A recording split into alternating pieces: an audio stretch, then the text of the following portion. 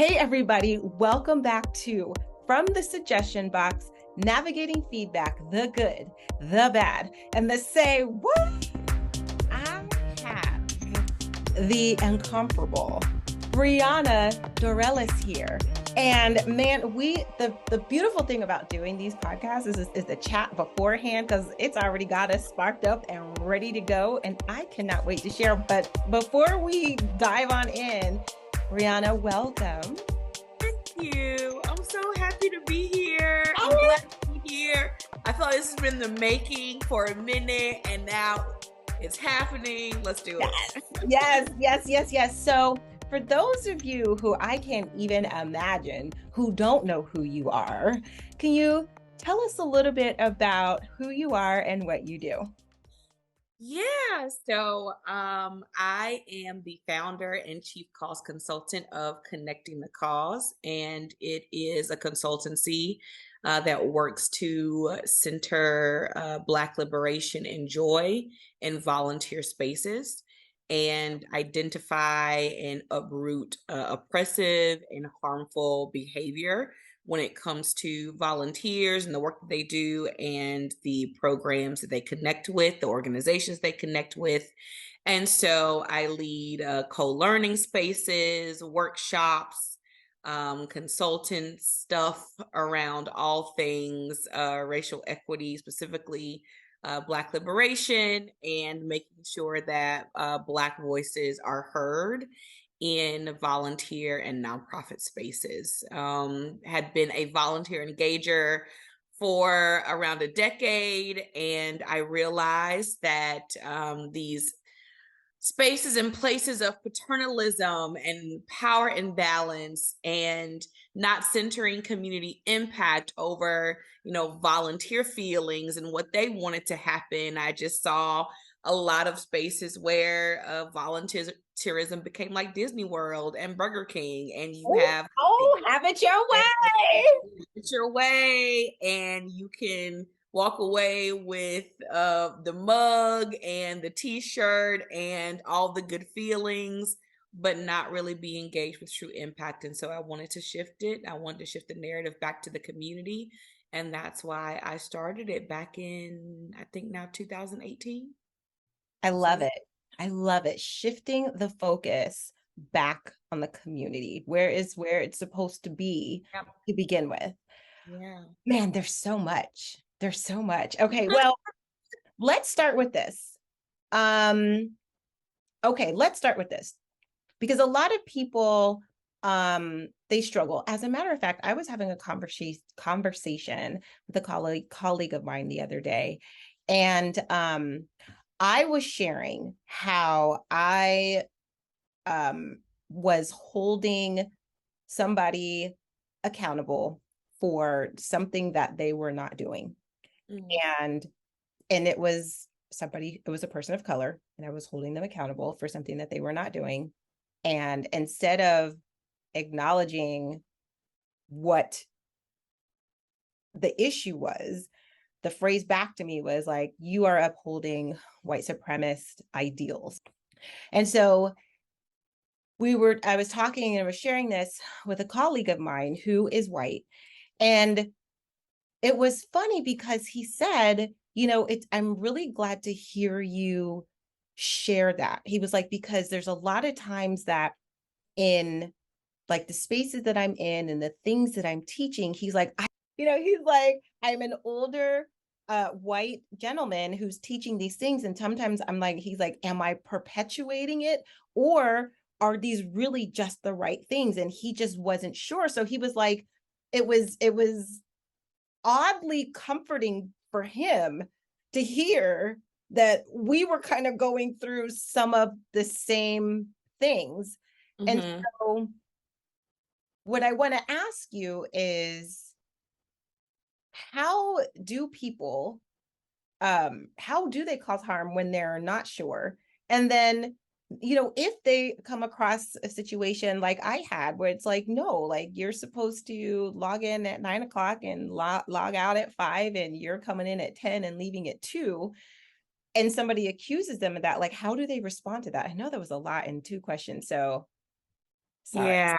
We're hitting, No, we're hitting it no. up. We're starting off strong, girl. We digging in.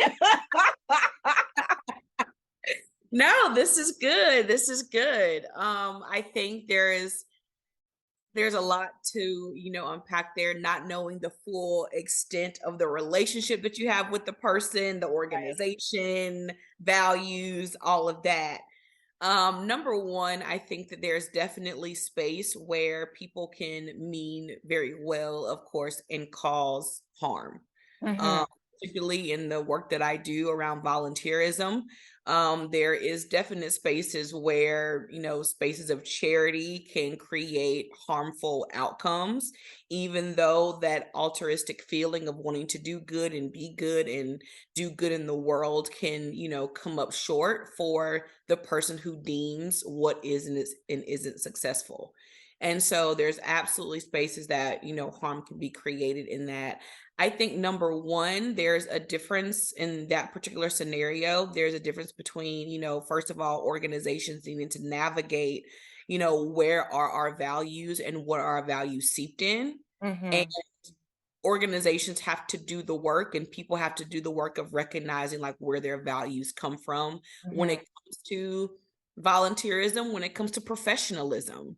There are absolutely things that we deem that are professional Mm-hmm. that are really harmful, that are harmful to women, that are harmful to folks who want to show up as their own authentic selves. Anybody who comes, there are definitely these professionalism best practices that are not just best for everyone. um, Mm-hmm. at the same time, are those best practices that a particular organization has, is it rooted in supremacy or is it rooting in getting the mission done? And Right. I think that those are like those can be very different conversations, and those can be very different values. In one scenario, coming to work at a specific time, if it's because everybody that is on the team is coming at that time and that's what you have already agreed to, and you haven't had a problem with it until it becomes a problem, let's navigate that. That's let's see what's going on. But if there's a conversation of, you need to be here at 9 o'clock, regardless of what's going on in your life, regardless of your circumstances, regardless of your, abilities, whatever the case may be, then there may need to be a conversation of, no, let's make some changes for a particular person.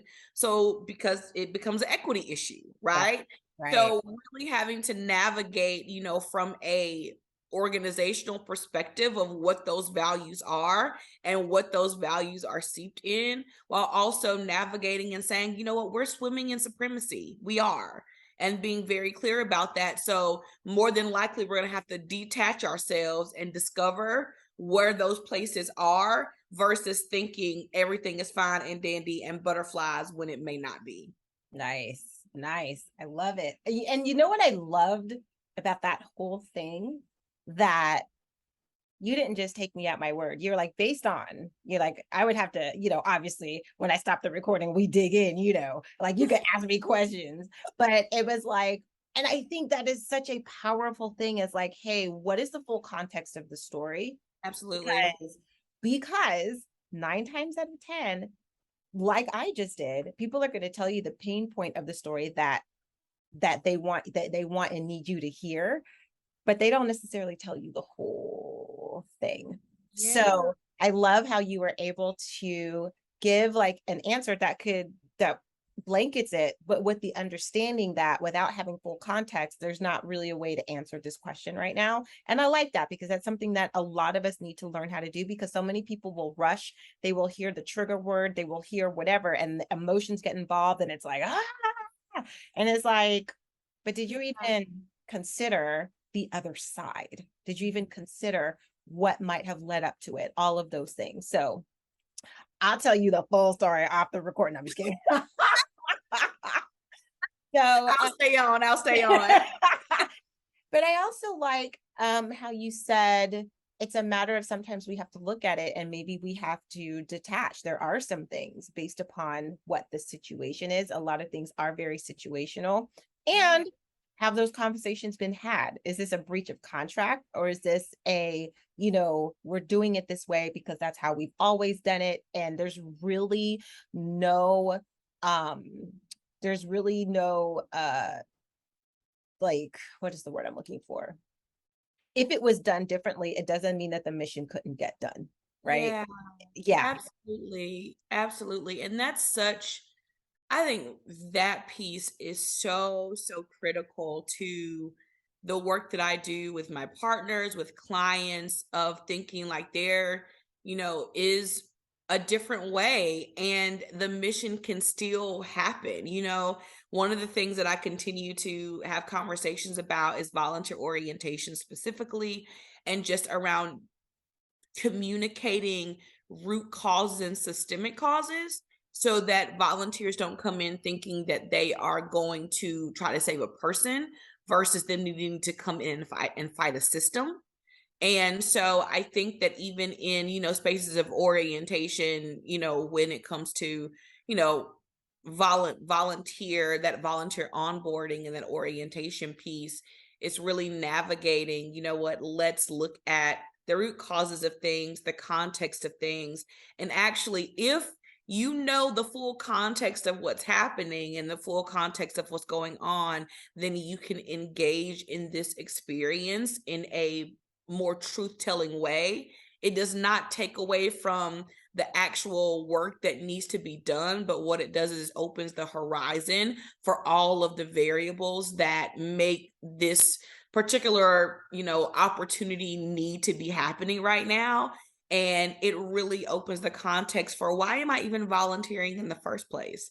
And Mhm. so I think it's really important that there is more than one way to meet a mission, but there's also a wrong way to meet a mission. And being able to navigate all of the possibilities of the good and not just count it out because it's something that hasn't been done before. And we know that our sector oftentimes, or any space, has been built on best practices, like I said, that may not be best for everyone. Mhm. And so when we navigate these best practices and what best practices mean, taking a step back and saying, hold on a second, who does this benefit? Who is in the center of this decision, and who is this, practice for, and why? And really navigating that is important for making those changes. So if you're watching this on YouTube, you're gonna keep seeing me like looking over to the right and knock and like writing down stuff because she's dropping stuff, knowledge, and I don't want to forget it, but I also don't want to cut her off. So I'm just like, you should see my notebook. It's nuts. Okay, because there's a lot of things that you said right there. One of the things that I want to talk, and I loved what you said about that whole people coming in with the, oh, I'm going to save, right? Um, and in the orientation, giving it and explaining the entire context. What that also does is, in my personal opinion, it helps to also level the playing field, because It's if good. you understand how somebody got there, you might see that that could have been me. And now you come at it with a whole different appreciation and a whole different attitude than, oh, this kind of thing would have never happened to me. I'm here to help you, as opposed to, oh my goodness, it could have Yep. been one decision that would have put me from this side to that side. It's Hmm. very sobering. And I think doing that in the orientation really helps to cut down on the, one of the words that you used in your in on your website was pity. And I looked up the dictionary definition and I wrote it down.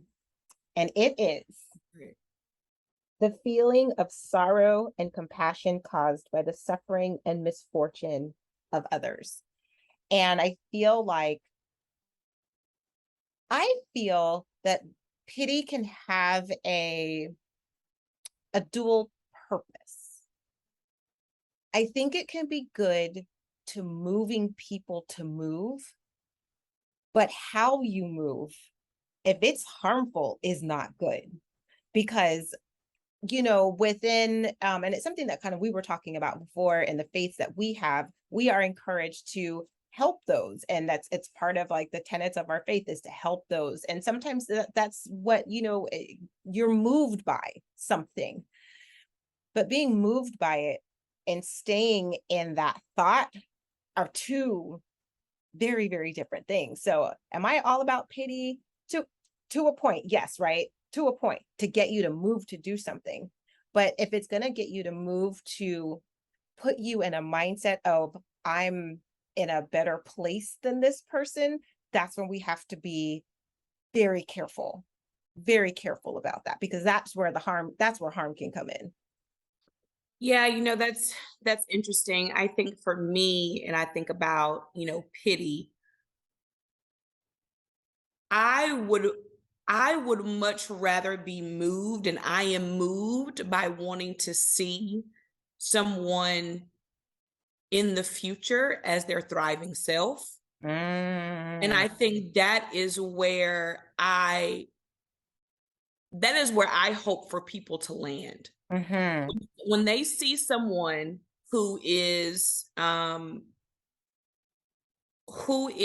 being harmed or disenfranchised by a system, so Mm-hmm. the education system, the criminal punishment system, the healthcare system, they don't look at them in being able to, and by saying, oh, you made a bad decision and that's why you are where you are. It's no, all of these things are in place, and it's less about the decision that a person makes and more about the single fact sometimes that I was born in a Black body, or the fact that I was born with this particular type of ability or disability or whatever the case may be, that has nothing to do with a decision that I Right. have made. Right. So Right. taking, the lens off of a person needs to be saved based off of these small culminations of decisions. Mind you, yes, there's absolutely situations where, you know what, I could have made a better decision and I should have done this versus, and this instead of this. And that's not just for people who are poor, right? That's not for people who are unhoused. That's for Right. everybody. People make decisions all day. So Right. we also want to like put a lens on, oh, because you are in the position you're in, we're going to highlight your bad decisions. Not like we don't make bad decisions. Everybody Right. makes decisions every day. Right. But because of certain people, and their positionality, and because of their relation to the systems that we, navigate, their decisions are 20 times more detrimental than other people because the system was not developed for them to thrive in the first place. So I think it's really important to navigate, away from like you were saying, from those specific decisions that people make. And then number two, navigating that pity. What I come into volunteer experiences and spaces about is it's not about the need that I see, but it's about the liberation that I want them to experience. That's And in good. order for me to want to, for want for me to want them to experience that liberation, I have to connect with the fact that I want them to be their whole selves in every aspect of their life. And so, not about the decision that I want for them, not the life I think they should live, not the motivation I feel like they should have behind their actions, but everybody has the choice, the Yeah. free will to be able to decide, what that looks like for them. And I want to make sure that people have the free will to do, what it is that they feel like they want to do. And that volunteering and serving and communicating and partnering in that way allows them to live that life. And so I love what you said earlier, just around like that pity bringing you there, but then, how you get to that. And one thing that's very apparent in my experiences in working with clients is that pity will never take you to the next level of impact. It will Wait, always wait, wait. Stop the presses. No, no. See that again. Pity will never take you to that next level of impact. Mm. It won't. It will keep pity keeps people in a space of you need to be saved over and over and over and over again. And when you're in a place of pity, your ego is fed because you keep saving people, right? So your ego is fed over and over and over again, but not their liberation and not their impact. And so we have to know that, like, yeah, pity may be the spark. Pity may absolutely be the spark, and we all come into serving scenarios from different walks of life.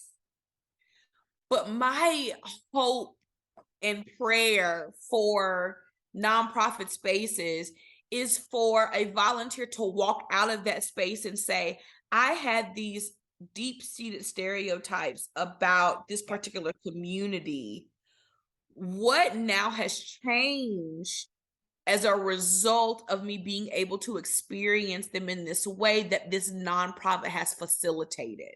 Yes. And that's what I want to be able to, and it's not, a nonprofit's specific role to say, hey, you're racist and I'm trying to change you. But it's like, if someone does want to change, are you creating the environment for that change to take place? Are you creating new energy and new learning and spaces of unlearning so that that can shift, right? So Yeah. that there is a responsibility that volunteer engagers, that professionals, we have to also become engagers with education and unlearning and understanding root causes, that we can communicate that out to our volunteers too. I feel like I went up really long, Girl, but that was good. I was just like, and I'm taking all in and writing notes and just, ooh, this the doc. yeah. Yes. Yes. Okay. So I like scenario type things, right? So Okay. you talked a little bit earlier about the wrong way to engage volunteers. And a lot of it is, I think we're just pretty much familiar because it's something that a lot of us have done. And because they're best practice, everybody just repeats it. Right. So Right. can you give an example of something that was not the right way, that you were able to coach somebody or an organization to make a tweak or make a shift to show what a better way is and the impact that it had? Hmm. Yeah, that makes my heart warm and warm and fuzzy to talk about these good scenarios. Oh my goodness. So there was an organization that I was working with, and it was a mentorship organization. And where do I even, I'm trying to like pinpoint. It was a whole 6 month worth of stuff. So I'm trying to like pinpoint it into these like very specific scenarios. But we had a set of trainings around how white supremacy, shows up in volunteerism, power distribution, and what that looks like, giving it back to community. What I like to call co-dreaming is centering the community and not volunteer, emotions and feelings and all that good stuff. And we had these consecutive trainings with their entire staff. They came to me and said, we want to be, we want to adopt this code dreaming. We want to understand what this is. And so what we did is we went through these trainings, we had these conversations, and they also had particular affinity groups. They had a white-bodied affinity group, and then they had, Black and brown, people of color affinity group. And I went in and had conversations around how to create more spaces of co-dreaming within their work, while Mm. also knowing that, like, this is not a 9 to 5 scenario, but this is something that you practice as a human to be able to live this out. So not taking, the hat on and off. And after all of that, and after having these conversations, there was a new creation of a philosophy of volunteerism. Mm. And that philosophy of volunteerism navigated and explored what their values are as far as volunteer engagement, what their accountability is to the community, and it became like their North Star of navigating decisions and thought processes and things moving forward. And then also what was amazing out of that is that we created a mentor uh, training, change makers training booklet, and Mm. was a reflection guide for all of their volunteers that were coming on board. And it was everything from podcasts to listen to reflection questions about their volunteer engagement, to what is harm, and here are examples of harm. Here's a language guide of what we use, Mm. we don't use in this Yes. space.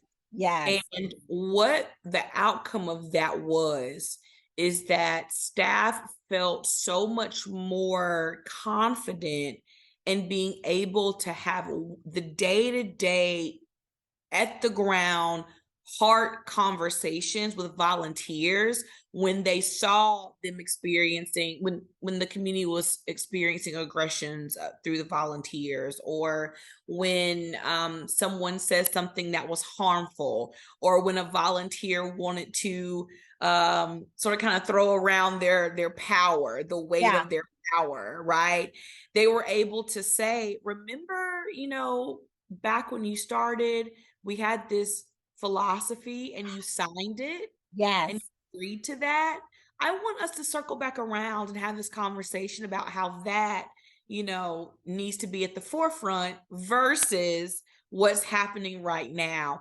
And it was a facilitator of good learning and conversation. And so that was a really great thing that happened as a result of that. A second thing that happened as a result is that the volunteer engager and their staff got out of this space of scarcity where they Mm. like, every single volunteer needs to be at this organization. And if they're not at this organization, then we're doing something wrong. And the scarcity came from, I don't want to have bad, quote unquote, bad, negative conversation with volunteers because they may not ever come back and they may get mad. And so what happened was that sort of kind of was broken.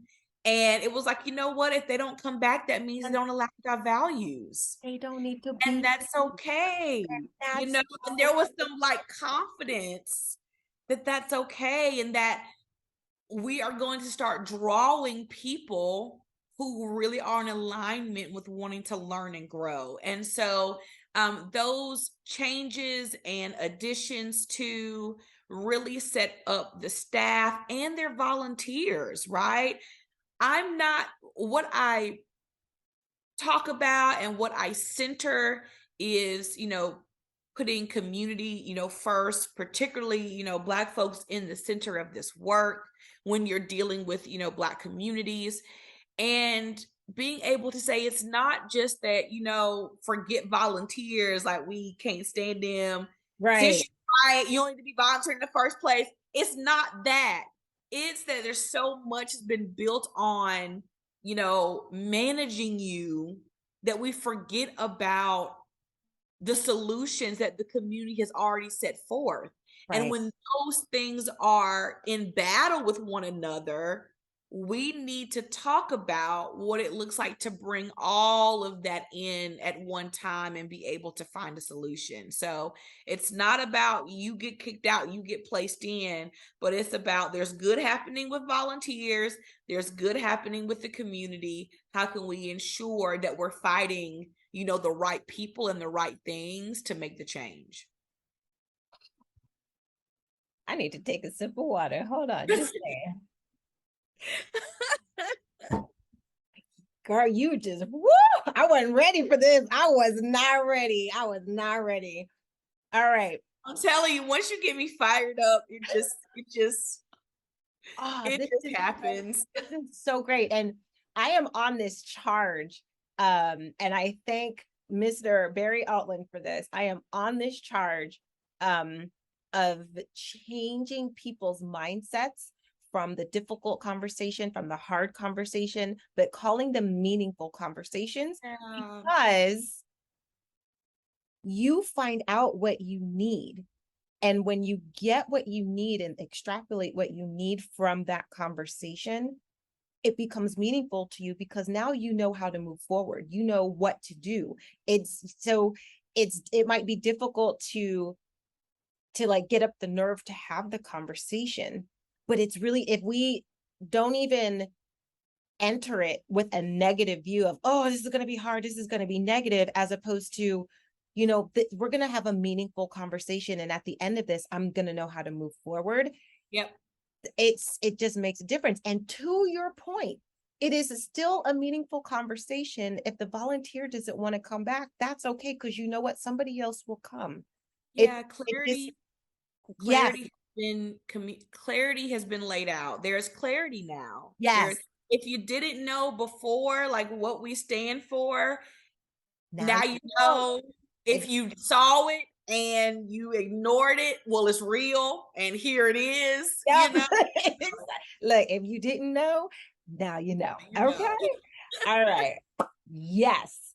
Okay. So let me ask you this. Do you ever get the question, or what do you say to people who are like, because one of the things that you often say, and it's part of like the program that you're doing, is talking about like centraling, and I could be saying this wrong, like centraling Black voices, or centraling like Black people, right? Yeah. What do you say to people who are like, well, but it's not just always about Black people? Like, how do you respond to that? I respond to that in different ways based on the context of the question. Communicating that to me. As context is so big for me, as you're saying, but it's so true. It may not be great for podcast situations because, yeah, okay. So generally,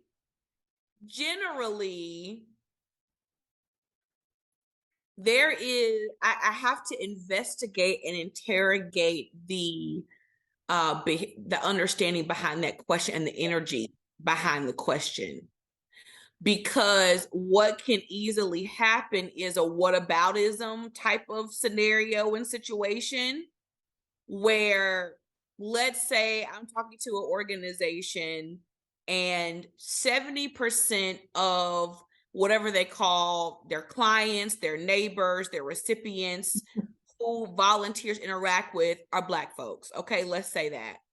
And someone comes up and is like, well, it's not only Black people that we serve, it's also this and this and this. Mm-hmm. Number one, it's what you're doing is you're deflecting from the actuality and the reality that your huge 70% is huge. Your huge base is feeling undermined, harmed, and unaccepted. So you'd rather say, well, what about this 30% that we really haven't heard from is, not being harmed, and we're going to deflect to them and have a conversation about them feeling like it's fine? That's the conversation you want to have, versus the conversation about where the harm actually lies. So that's an accountability issue. You don't want to be accountable to the harm that you've produced, number one. Or number two, you don't see it as worthy enough to have the conversation and to do something about your, huge, amount of Black volunteers or community members that you have, or staff members that you have. Right. Now, let me say this on the flip side. If you have 2 people in your Black constituents, whatever, is 20%. Mm-hmm. It's your responsibility to deeply root out any places that harm is happening, right? So even if there's a person in your space that is not feeling that they belong, not feeling cared for, not feeling that community connection, it is still your responsibility to say, hold up, wait a second. We have a accountability and an allegiance to these people who we say we are serving in whatever type of way we are serving, and to do it right. So Mhm. it's not numbers, it's not more than, less than, regardless. The common wave is the fact that they're human and it's humanity, and if they're feeling harmed, then that's the reason where you need to go ahead and show up. Let me take another sip of water. Hold on just a second. I feel like there are so many that whataboutism is such a it's a deflection of, well, you know what, I know that you're working. Nobody says, I know you're working in nonprofits and you're working with veterans. Why aren't you working with folks who are unhoused? Why aren't you working in food insecurity? Like, that's the same conversation. That's that same, Wow. thread that's happening, Yeah. right? Like, I know that I was called, number one, to focus on the fact that people who look like me Mhm. are not served in this space. Mhm. And people who are white identifying often are served in this space. So the flip side of that is that historically, when this country was founded, I was property. So I was not deemed as someone who needed even the forthright thought about how systems need to work in my favor to protect and uphold my humanity. Mhm. So at the end of the day, point blank period, these systems were set up for the founders. They were Mhm. not set up for the enslaved. They were not set up for the property. So now that we're in these positions of, the nonprofit spaces and quote unquote giving back to the community, right? Really giving back needs to have a little bit of different, definition. And we really need to be talking about the power imbalance between, once you're property, now you're not seen as property necessarily in the same context, but the same rules and regulations in the system are still applying. Right. It doesn't connect. And the thing to that too is a lot of times you don't know what you don't know, which is why it's so important to be in different spaces and be around other people who Yes. look like you, think differently from you, all those Yes. kinds of things, because that is when you're like, oh, I didn't even realize I was doing that. It's one thing if you don't know. If you know and you still doing it, that's a whole different podcast. We're gonna talk about Yeah. that later. But And just it's important because I'll say, for instance, accountability wise, just this week there were two instances where I learned something new that I was doing wrong, right? That I wasn't upholding someone's, I was creating more harm and perpetuating harm. Number Mhm. one, I was talking to a group of food bankers, Mhm. and I was calling spaces food deserts. I was Mm. saying, this food desert, that's food desert. And then someone challenged me and was like, I'd like you to learn something new, something different. And they said, a desert is a natural occurrence. A Mm. desert is not a natural occurrence. It is intentional. Ooh. So what we say is, what they particularly called it was a food apartheid, right? Oh. That's something that was different, that I was like, oh, well, now that I know this, it wasn't a, well, at the end of the day, I mean, deserts is dry, it's occurring, like, that's why I said it, like, we all know those things. Like, it's time to say, you know what, I take accountability for it. I'm going to continue to move on. If Right. I had not been in that space with, other people who I had not met before, with a cause that I had not, had readily, been in that space before, being able to talk about that particular cause, I may keep on saying, food deserts, and it may not be a necessarily completely accurate representation Yeah. of that particular cause. And so it really takes even me as a Black woman here in the United States. This is one, I am talking about one lived experience. Right. I am not a monolith talking for the whole Black community. Right. I am just sharing what I've gone through and what other certain Black folks have communicated to me about throughout the years Yep. about this work. And so I think that's a really important thing to say too, that at the end of the day, I could be in another space with, Black bodied folks and have a completely different experience based on culture, based on ethnicity, Yep. based I on mean, geographical location. we're doing it right now. We're doing it right now, My right? background is Caribbean and Yep. Latina. Completely. Yes. Are we both Black? Yes, we are. But if you talk about what our Thanksgiving dinners look like, I bet you it's very They'll be different. different. I bet you it's very different. I bet Yeah, you it's very different. absolutely. Oh, okay. I wrote it down because I didn't want to forget. Let me see. Well, oh yes. So what I love about this is the fact that you were like, I know who I am called to. I know what my niche is. Yeah, This is what I am working on. So if yeah. this is not your particular challenge, then I'm not the one for you, and that's okay.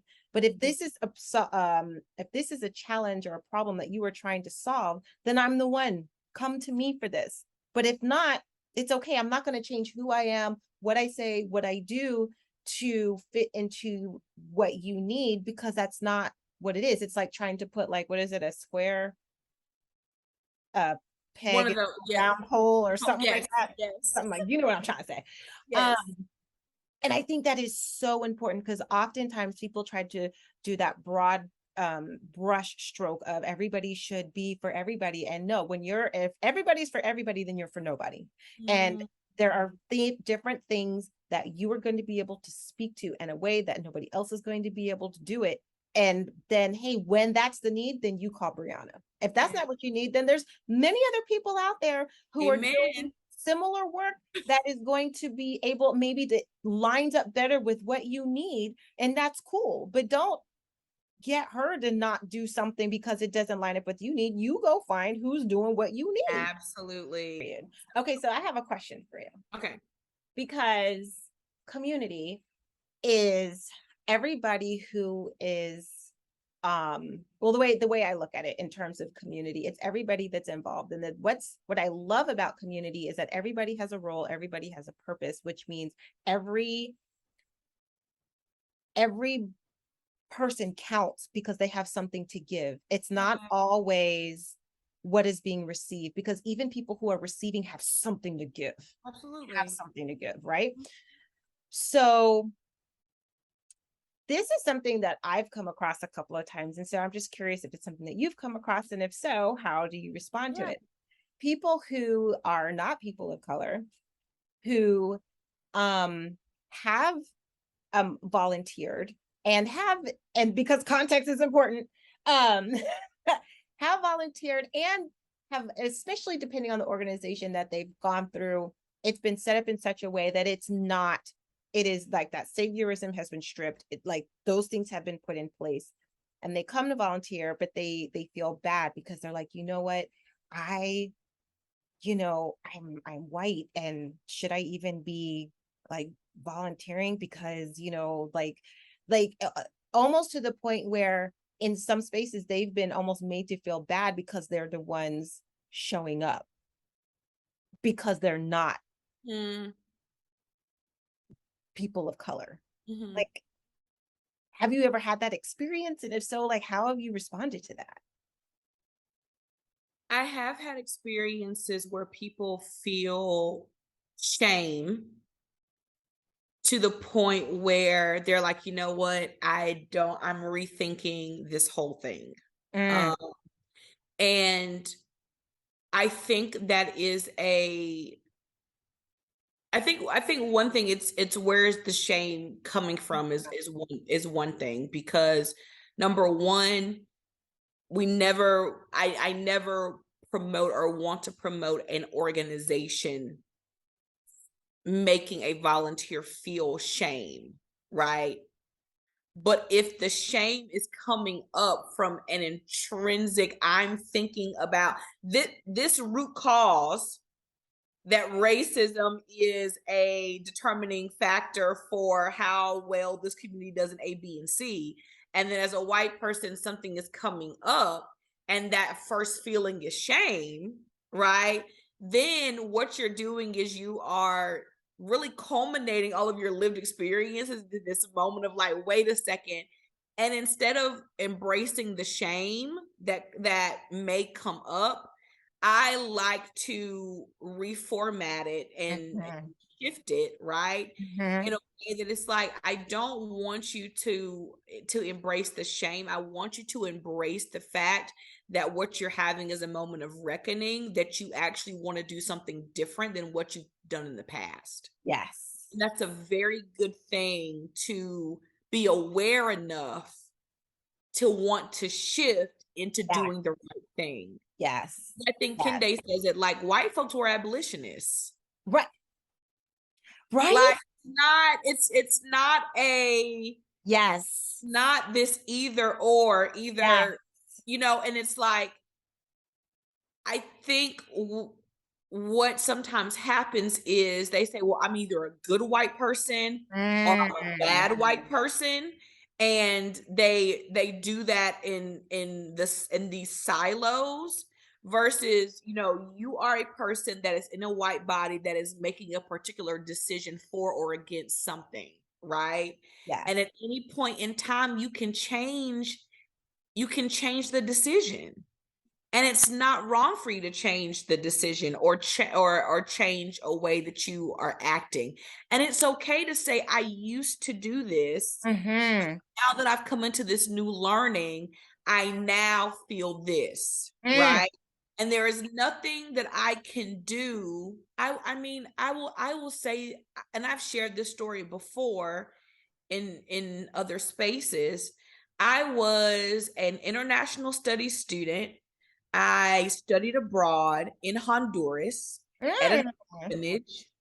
Okay. I took pictures of children I didn't know.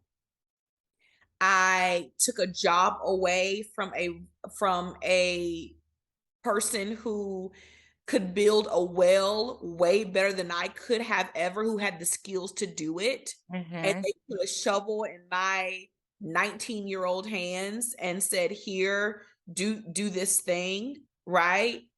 I took those pictures, I gave hugs, I overstepped boundaries, I put their I put their pictures on the internet for people to see. I use savioristic language. I put it up there, and I literally said, how can I do this for the rest of my life?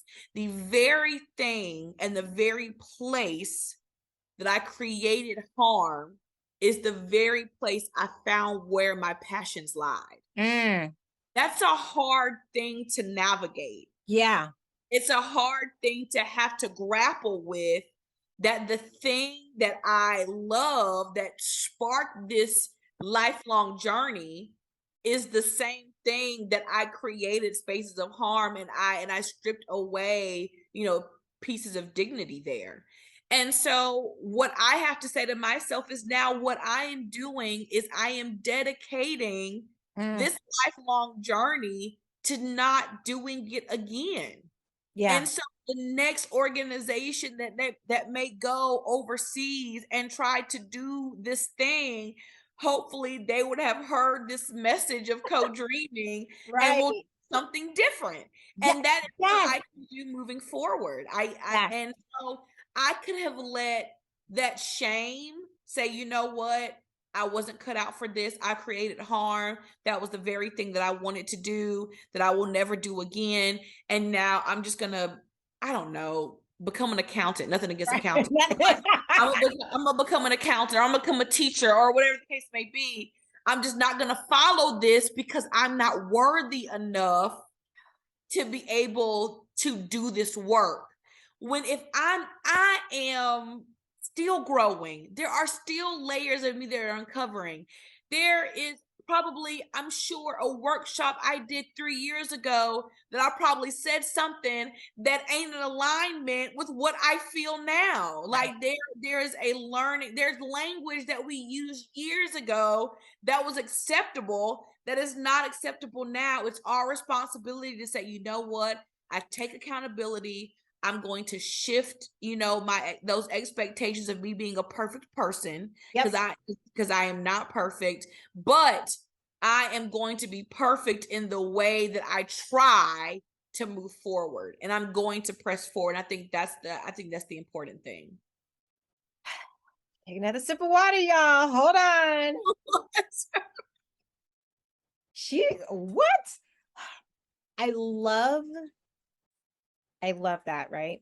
So to somebody out there who might be feeling guilty, or maybe you've been made to feel guilty, or if that shame is bottling up, the message that we have to you is don't not show up differently, because we Yeah. still need the hands, we still need the help, and you showing up is still one more than somebody not showing up who's talking about it all day, but you are here, right? To do better. Yep. You're Yes. here to do better. And So I think that's so important. yeah, It's so important to have to navigate and say, you know what? I am not going, because sometimes, or what I've also seen is people use it as an excuse to disconnect from hard work. eh, eh, Like, I'm shamed now. I feel guilty. I'm not, I'm gonna just pause. But in your pausing, you can read, you can do the work, you can reflect, you can think about things. Like, also, don't use shame as a defense mechanism to yes, be able to not re-engage. yes, Like you said, just show up differently. Like, it's important that all of us in some type of way is connected to service, because like you said earlier, no one person has everything. Even if we didn't have places of systemic harm, even if we didn't have racism, even if we didn't have homophobia, even if we didn't have misogyny, even if we didn't have all of these things, we would still need volunteerism. mm, Still need it. And so we need it because everybody does not have everything that they need, in the sense of, Nicole, I may come to you and say, you know what? I want to work through and talk through this thing with you. Can you come on a walk with me and help me navigate this thing? Right. There may be I have an aunt, right? And she has some physical disabilities. And it may not have anything to do with, race or whatever the case may be if we lived in that world. But still, can someone come and read to her? Can someone come and, navigate this with her, right? We would still need to help. We would still need to yes, connect. We would still need community.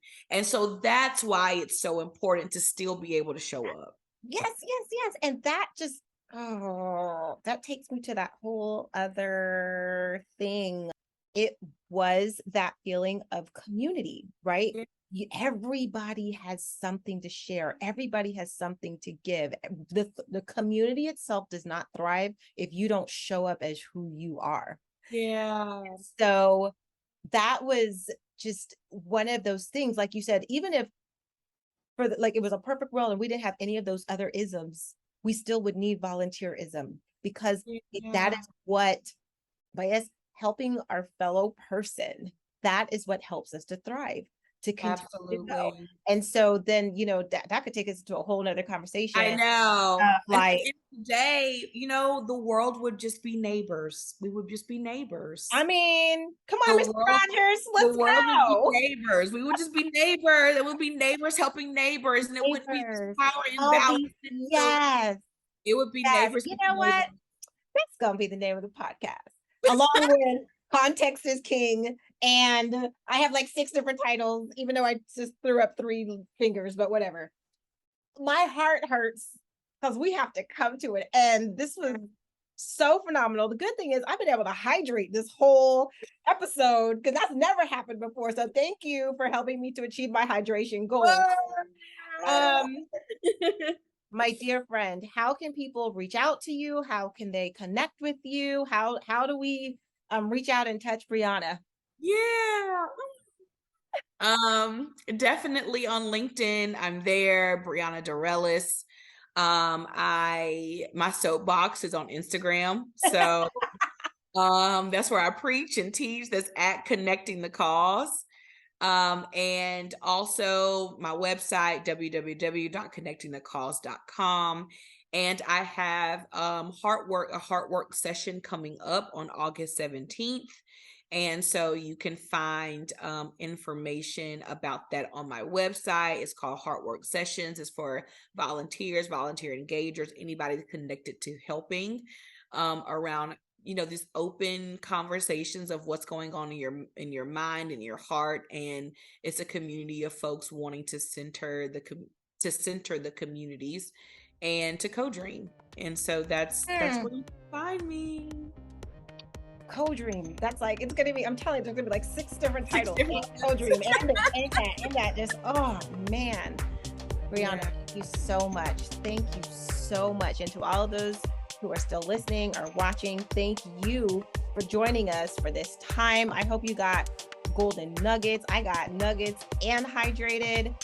If you thought that this was helpful, please like, share, subscribe, get the word out, because this is some good stuff. And so with that, I have to come to an end.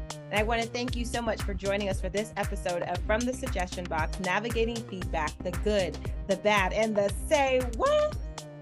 And we will see you next time. Bye-bye.